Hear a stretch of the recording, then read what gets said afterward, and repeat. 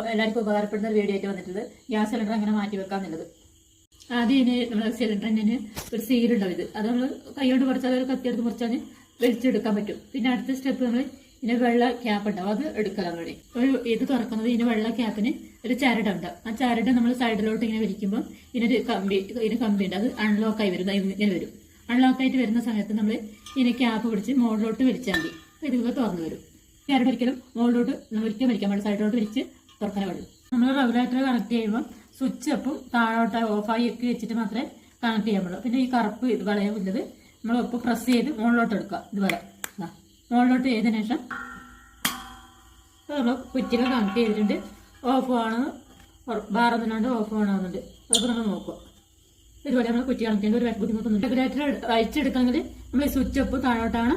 അതുപോലെ തന്നെ ഈ കറുത്ത് വളയം പ്രസ് ചെയ്ത് മുകളിലോട്ട് കൊണ്ടുപോകുക. അപ്പോൾ ഊരിയെടുക്കാൻ പറ്റും.